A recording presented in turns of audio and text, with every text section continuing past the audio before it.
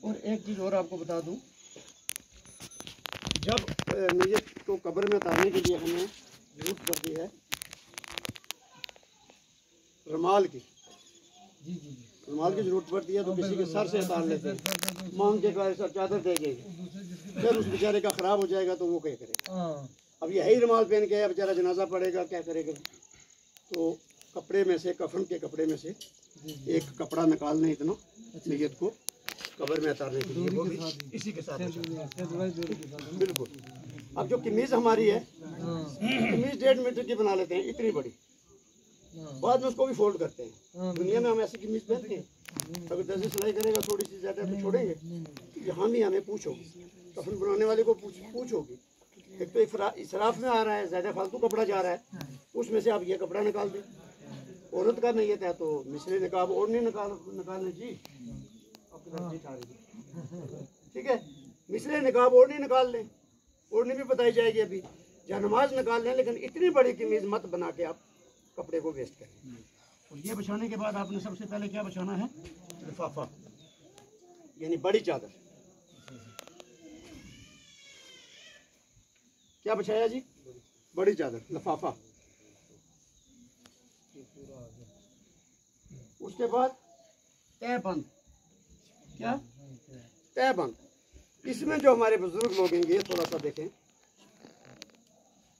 वो सारी जगहों में देख रहा हूँ कि वो तहबंद कौन सा समझते हैं,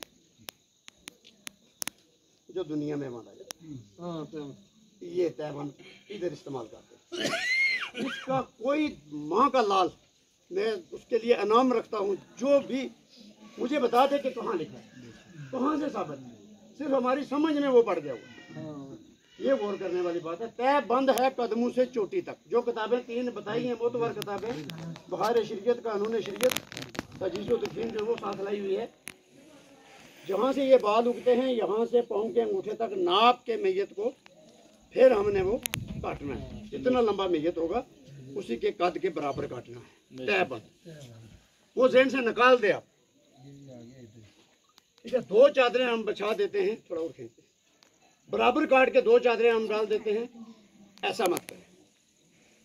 फिर आगे कमीज, कमीज जैसा कि मैंने आपको बताया कि उतनी रखनी है जैसे दुनिया में हमारा ये चाहिए, मैंने पहनी है कंधों के बराबर ही नीचे पिंडलियों तक, चाहे मर्द की है चाहे औरत की है, ठीक है जी मौलवी साहब। ये है कमीज। अब औरत की कमीज है तो उसका कमीज गला बनाने के लिए कट आगे लगेगा, सीने की तरफ कट लगेगा। मर्द की कमीज है तो उसको कंधों की तरफ चीरेंगे और फिर इतने तैयार करने के बाद दोनों पल्ले बराबर।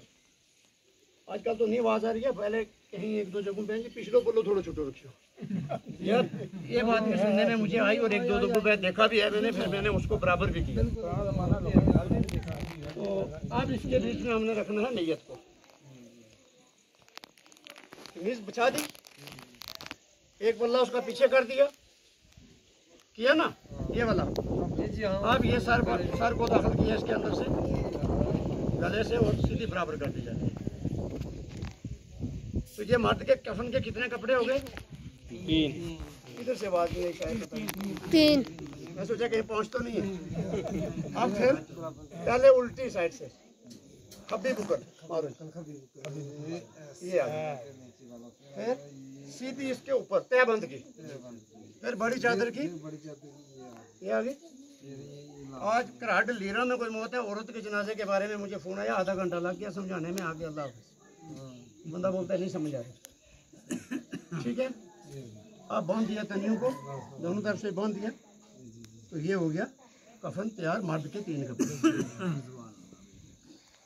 थोड़ा तो इसको इसे इधर। अब औरत का बताऊँ, नहीं इधर औरत का भी उचाने